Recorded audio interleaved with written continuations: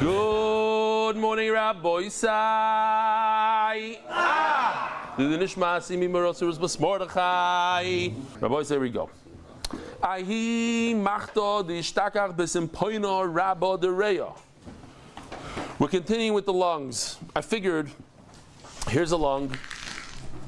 Simpoino rabba is when the trachea enters the lung and it branches off. You see the blue?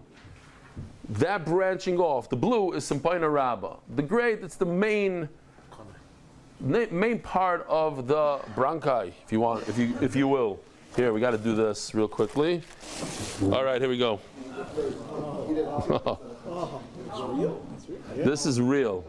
This is very, very real. This is called a lung. This is fine. This is a una right over here. Another una. This is the ima. But you know what I'm going to do? It's gross. Yeah.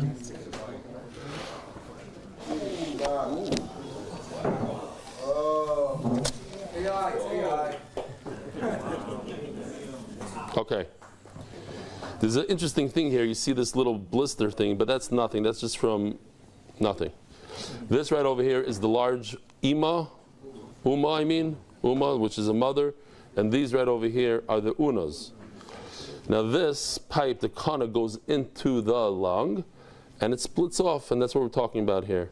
The sichus you don't see, because the sichus it's a piece of something that's stuck to the body of the animal. Once you take the lung out, it pops. It rips off. You're not going to see it here. But this is a not bad lung. It's not deflating. Okay. So what happened was we found a needle. Now we understand the whole sugya once you saw that. There's a needle inside the pipe. The main pipe going into the lung. Asyuli kamei the Rabbanan Torefoi. I love this name. The Rabbanan, the Treifa Rabbanan. Meaning the Rabbanan who said treif before. Yesterday we learned if you find the needle in the lung, here, this case right over here. This is the Rabbanan Trefai of this case when there's a needle in the lung. How did it get there? So they say it got there because it probably went through the veshet. It's treif. How in the world does it get into a lung? It probably went through it ate it. It went through the whole system, and it pops out at the end by one of the parts of the intestines and goes. It's a needle, and if it goes into the lung, we're in the lung. Look, it's all the way in the bottom of the lung over there. So they brought it to but now you see a needle in the main pipe of the lung. So now it makes more sense that it came through the trachea, not through the esophagus. It came through the breathing tube, but not the eating tube. They didn't say anything. They said, we don't know. They're not going to say it's mutter to eat this animal, kishmatayu, because they're the ones that say it's usher to eat an animal that a needle is found in its lung. And over here it's found in its lung. But they couldn't say that it's usher, but it makes a lot of sense now that it came through the breathing pipe. Why? Because it was found in a main thoroughfare of air called a bronchi, the main pipe over there. So maybe it came through the trachea, the kana, and not the veshet. Okay, end of that. So they didn't say anything. There was a. So I think I can get rid of this now. There was a needle that was found in a piece of liver. Now, there's two things. It could have came through the arteries, the different, what is it called over there? The vena cava. There's different ways that it could wiggle its way into the liver, but it's also possible that it came through the digestive system, which would mean the digestive system doesn't go directly into the liver like that. It would mean that the needle popped out somewhere, created a hole in the ma'ayim, and came out into the liver, and that's a problem. That would make the animal treif. How did it get there? We have to know how the needle got into the liver.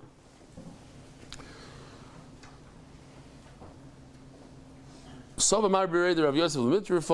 want to say it came through the esophagus, and therefore it made a hole and it's treif. You just found a needle in a steak, would the animal be treif? No. How did it get there? I don't know. It came through the side of the body, went into the steak. So why is a steak different than a liver? You know what? Let's be detectives over here. Let's figure it out. If the head, the eye of the needle, here, so you have over here, two pictures. Over here, the eye of the needle is outside. So the Gemara understands that the eye of the needle, which is wider than the point of the needle, doesn't have enough strength to puncture through organs. So when you see the needle on the left, it's not that it came out from the outside of it didn't come from the intestines. It came from within the liver. Because it wouldn't be able to puncture from outside into the liver with the wide head. The Gemara is going to discuss in a minute something wide, like a date, the pit of a date. It's not normal for something like that, which is rounder and larger, to puncture through an organ. I don't know how big this needle is. This is a larger needle in those days. The Gemara discusses a small needle, which wouldn't have that halacha. So if you see the point of the needle going into the liver, so where did it come from? It came from the intestines, and it made a poke. First, it had to poke its way out of the intestines, and then it made its way into the liver. That's why the kupa, the eye of the needle, the bar, is outside. It is treif. But if the eye of the needle is inside the liver, facing the opposite direction, so it's impossible that the eye of the needle poked its way into the liver. It happened to be in the liver through the different vessels, the blood, some vein, giant vena cava, whatever you want to call it over there. It went through there. Through the lung, it could transfer over from the symphyne, let's say, from one of the, the trachea, in the lung, it could meet a giant blood organ, go in there, and then make its way into the liver and make its way out. Now it's coming out of the liver. There's no way up.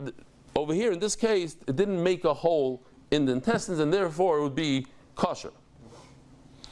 Chazin and Nakuba Bar, if the head of the needle is on the outside of the liver, Nakubi Nakivasi, then it came through the esophagus, the veshet, and the ma'ayim, and made a hole, and therefore it's treif.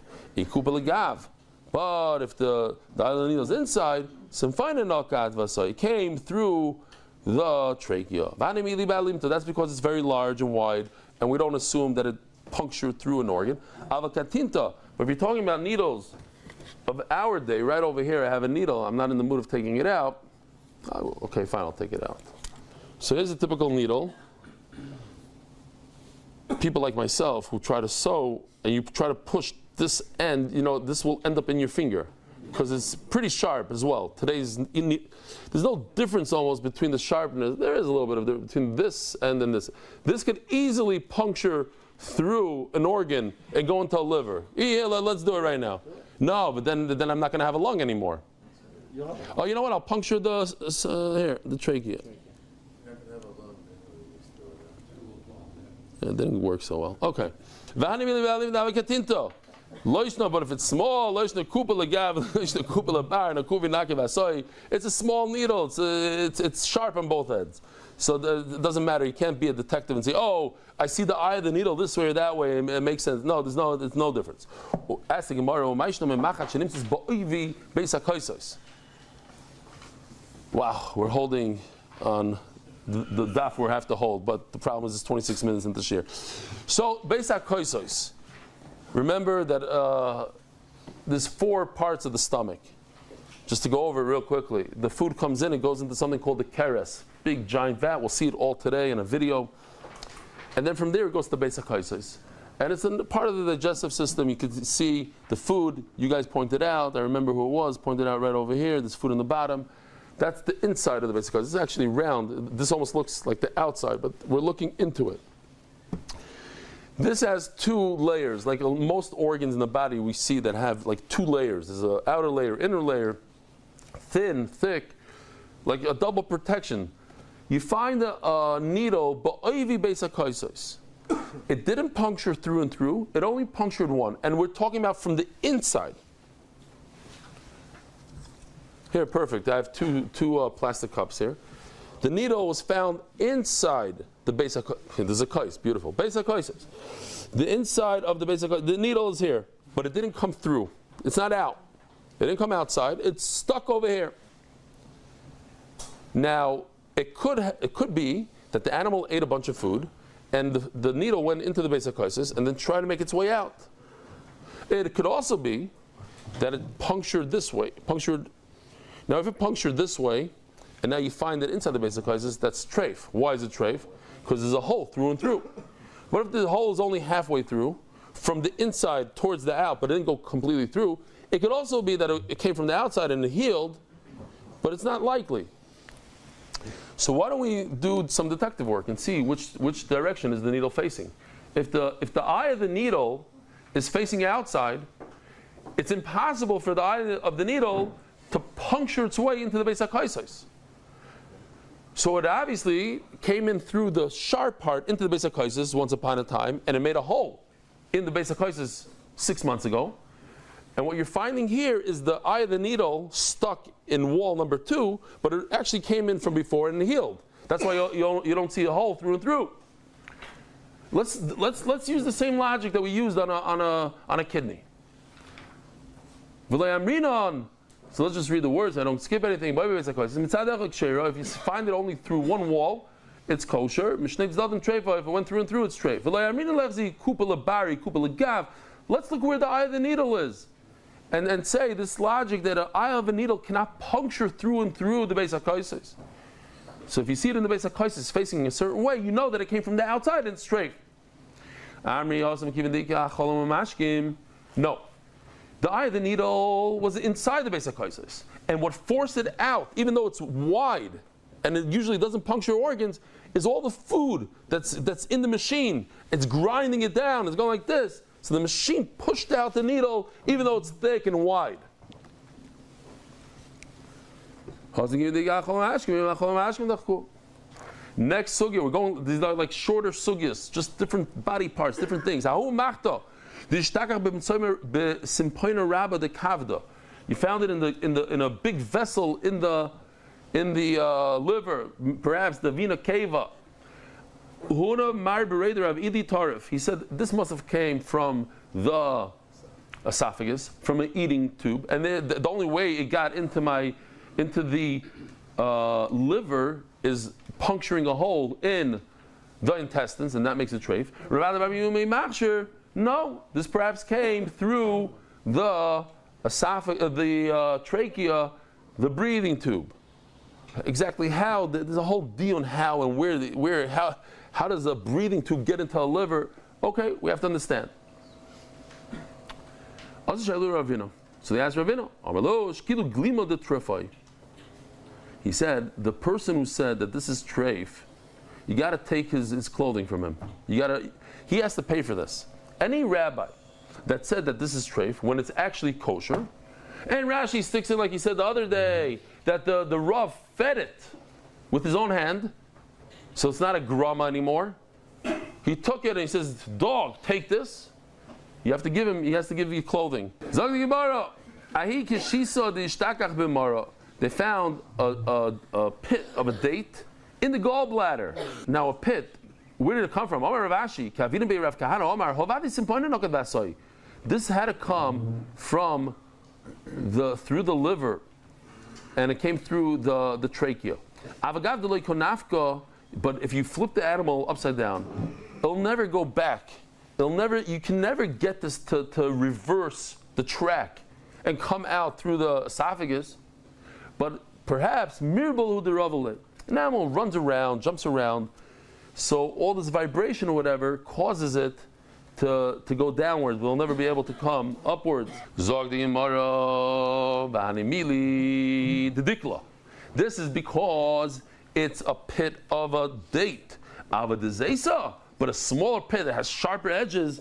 Mivza. This Yoshi worked on this a very long time. He told me he had a lot of trouble getting it to work, but here it is. You have the two types of pits, that of a tamar and that of a zayis. I put a tamar to the side, but I forgot to bring it, of course. So this is a tamar, and this is how it would work. Go in through the trachea into the liver to the gallbladder. Okay, somehow, whatever. And then you have this one. This could cause damage. This could make treif because it punctures the esophagus.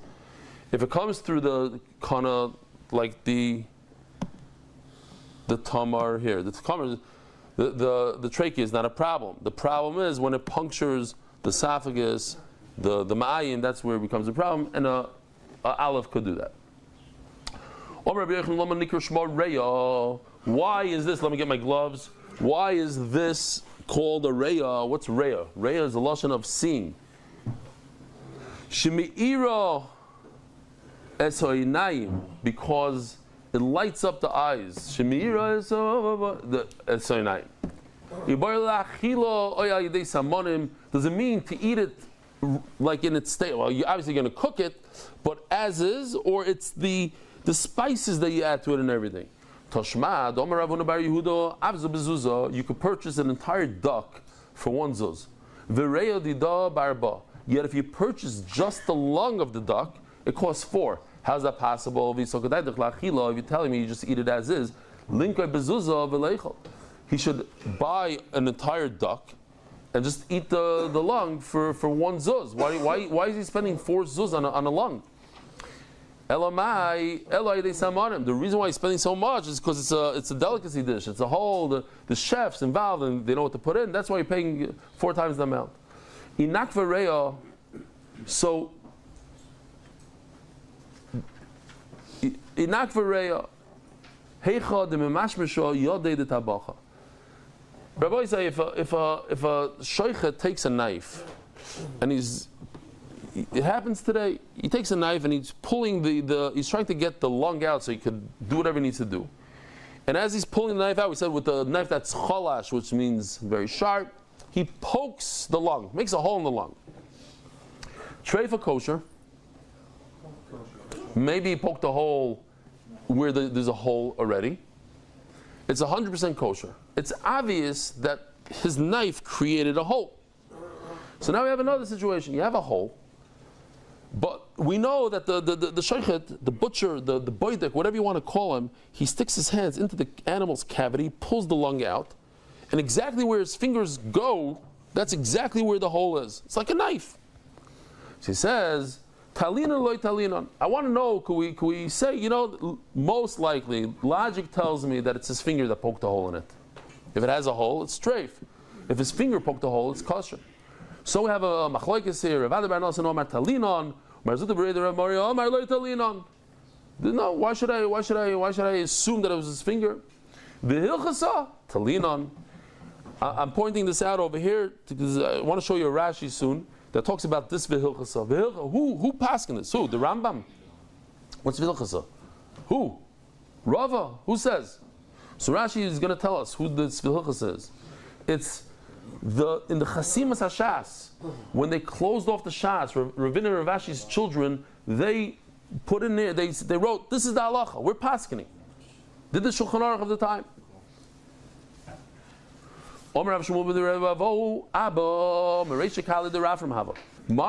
He says, my father,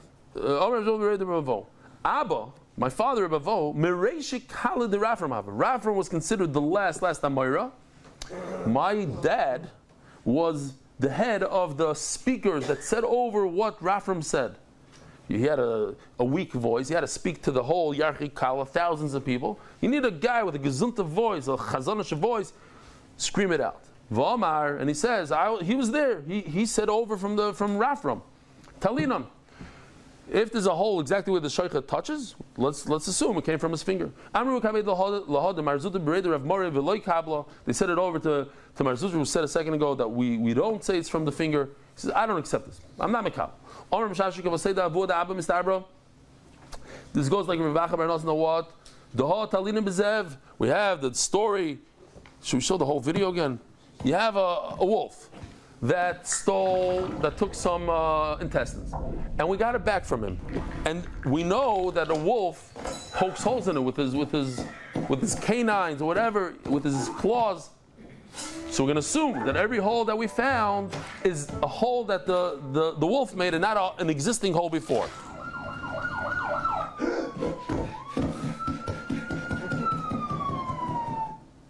Okay.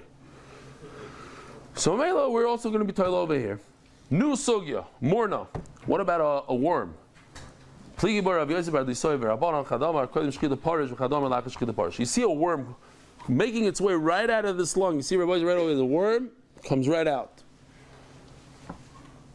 Now, you have to explain that worms, when the animal's alive, they don't make holes in the animal. They live in, they have it, it's just fine. They have exactly what they need. They have all the resources. Everything's great. It's nice and dark in there. They get their food. They get whatever it is.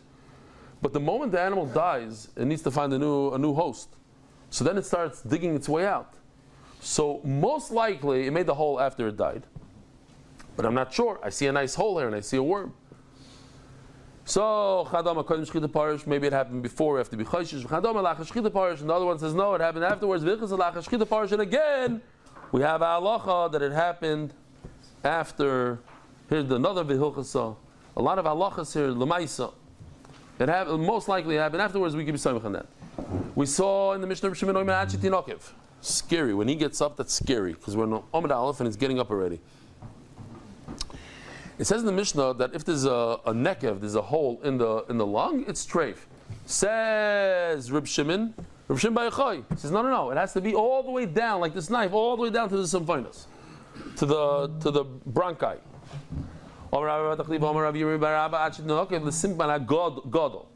It means the larger bronchi, the nice size one, the main one. So Malach says, the halach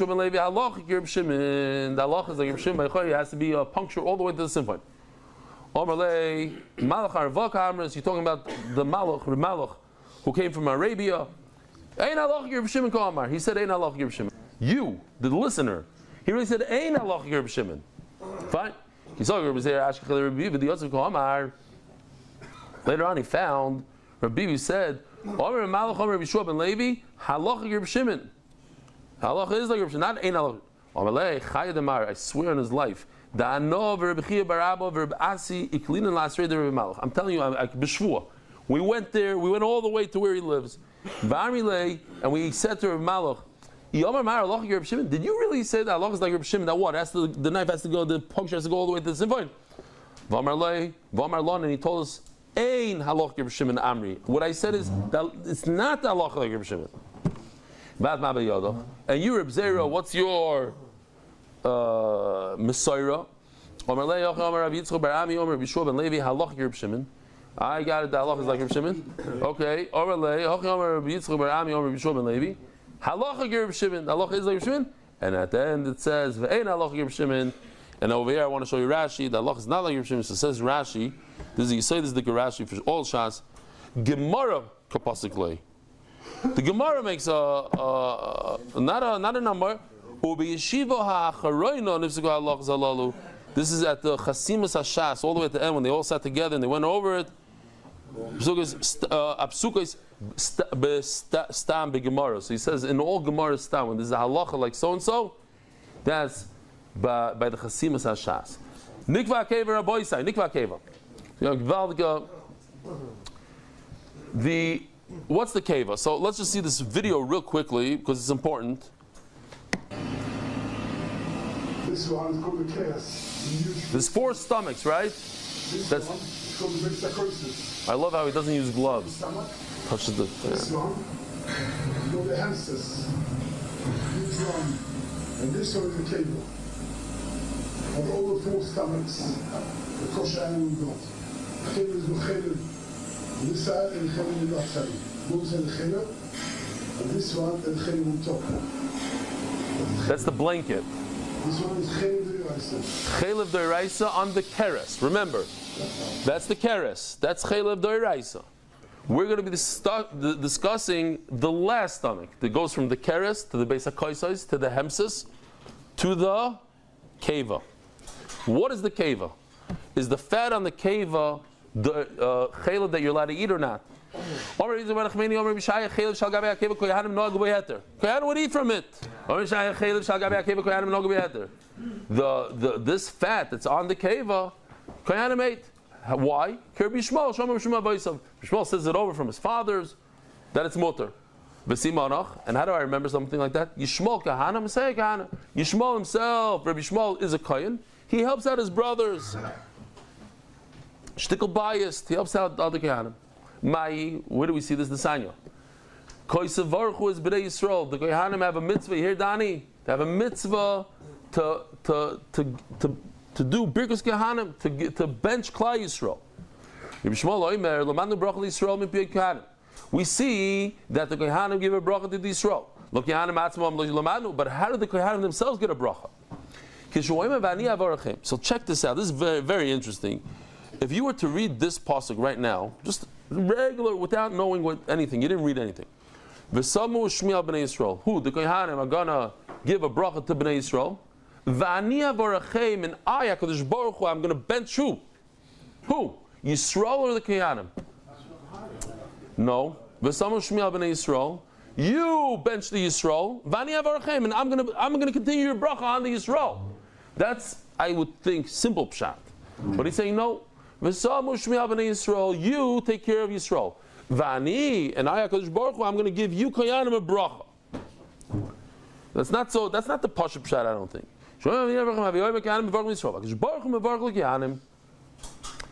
Rabbi says no. That's not the simple pshat. I don't see anywhere that HaKadosh Baruch Hu gave a bracha to the koyanim. No, the pshat is it's a continuation. That the bracha that the kohanim give Yisrael, I am HaKadosh Baruch Hu maskim al yadim. I agree to the bracha. Zog the Gemara. Elo Rabbi Kiva bracha l'kohanim manale. Where does he get a bracha? Rabbi Nachman bar Yitzchak ma'avarcha mevarechecha. HaKadosh Baruch Hu told them, Avram Avinu, whoever blesses you will be blessed. This is for Goyim, this is for Yidden, this is for Yisrael. It has nothing to do with kohanim. Well, my Messiah kohanim. Well, where is Rabbi Shmuel so special? If kohanim get a bracha, they get a bracha. The Michael the biggest kohanim and making bracha to Yisrael. So over here he's holding that the special, what he helped out the kohanim is that it's more mefurish in the psukim of birkas kohanim that a kohen gets a bracha, not the general bracha that if you bench a Jew you get a bracha. Yishmael shomer shuma voice of mai. Where did Yishmael get this idea that you're allowed to eat the chaylev, the fat that's on the keva?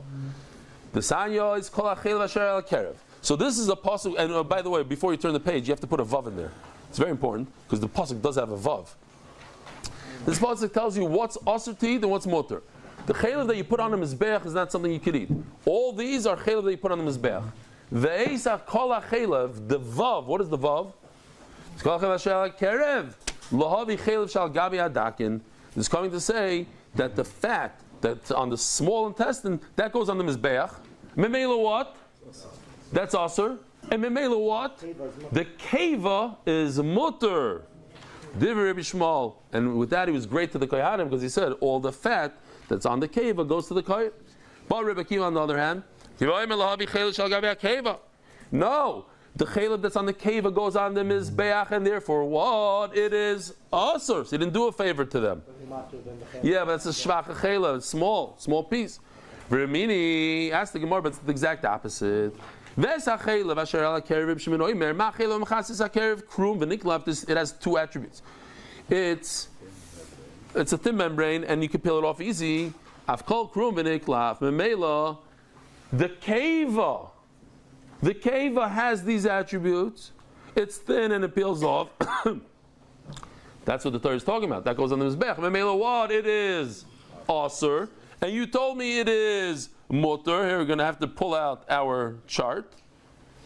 It comes out. Rabbi Shmuel says the chaylev of the keva is mutter. And that's why he's great for the kohanim. He gives all the chaylev of the keva to. We just said that Rabbi Shmuel holds it's asur because it has these attributes. It has three attributes: toisav, krum, v'niklav. It's like a one long blanket, like we saw in the video. It's also thin and also peels. I've called toisav, krum, v'niklav. Now the problem is keva is not toisav. It's not one piece. It falls apart. The keva. The keres is what we saw as one piece, not the keva. According to Rabbi Kiva, the keva is asur. Says Gemara. So what would we have to do? So here, take a look at this chart. We have to do one of these. Rabbi Shmuel says the keva is asur. And Rabbi Akiva says the cave is mutter. The problem is, wasn't Rabbi Shmuel good with the Kohanim? He was great with the Kohanim. He gave them the cave. And now you're telling me Rabbi Akiva is the one that says mutter. Green is good. Red is bad. The first thing is we have to explain. Who told you it's this way? Maybe it's this way. The answer is very simple because we just gave a deep explanation that it has 3 attributes and this only has 2 attributes. Oh, you go and you're explaining the person. That has to be the real one. The first Bryce only said a shita. Rishon says it's mutter and then Rabbi Akiva says it's aser. But there's no explanation. Over here, we're explaining why it has toisav, krum, niklaf. That makes more sense that it's real. The other one is not as real.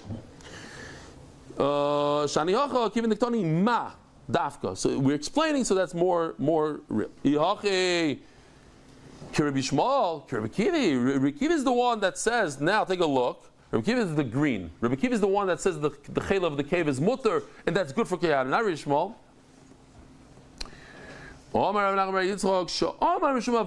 You notice he didn't say it himself. He said it in the name of his father. He said in the name of his father it's mutter. Actually, Rabbi Akiva says it's also mutter. Rabbi Shmuel says it's mutter.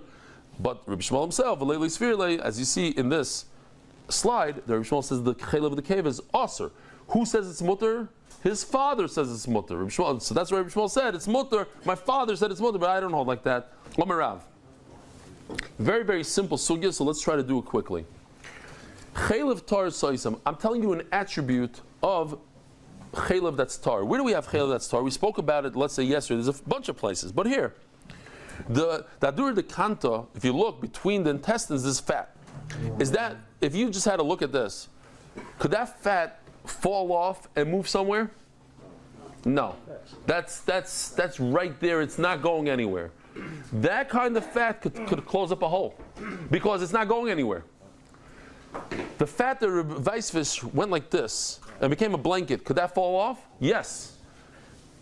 That's shvachamaisis. That's chaylev shalakeres. That's treif shebetreif. Because you can't rely on it to plug a hole when tomorrow it's going to go like that. It's going to slide right off. Chaylev tar soisim. It has attributes that it's able to plug a hole. Tomei ain't soisim. But the Tomei chaylev cannot do it. They both have the same attributes. So remember Rav Sheshes. He says no, they both plug. Interesting question.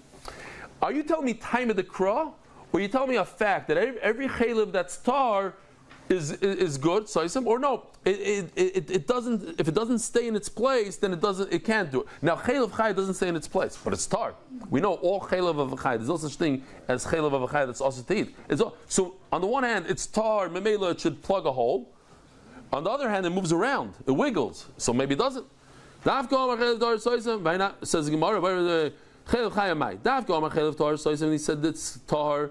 The fact is the chaylev of a deer is tar. No, you have to understand what's behind the scenes. The point is that it's stuck in one place. But the chaylev of a chaya moves around. What's the question? Neither you're right, it's tar, you're allowed to eat it. But it doesn't stay in one place. There was chaylev of a tummy place. What's a tummy? Like a keres, we said, right? Not good chaylev. And they brought it to Rav and said, look, it plugged up a hole. So maybe it's kosher. Let's say there's a hole in the ma'ayim and it plugged up the ma'ayim. Look, I have 2 things to be matter here. Chada, the Amar of Sheshes, chaylev tummy nami says, we said a second ago, the Rav Sheshes says, any chaylev could plug. Void, ha'toyra chasal ma'monim she'Yisrael. What's that? Let me just see. What's a Torah chasam ma'monim she'Yisrael? That you see, HaKadosh Baruch Hu is always careful with Klal Yisrael's money. He tells them if the Saras in the house, take your kelim out. He cares about their money. Says the Gemara. Rav. First Rav says it's aser. You tell me Rav Sheshes. Rav says it's aser. Visur deraisa. It's isur deraisa. But the Amar says Torah chasam ma'monim she'Yisrael. Should we stop over here? Yeah. I guess we'll stop right over here. Rabbi Sai, have a wonderful day.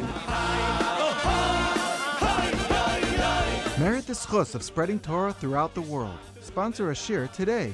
MDYsponsor.com or sponsor at MDY.com.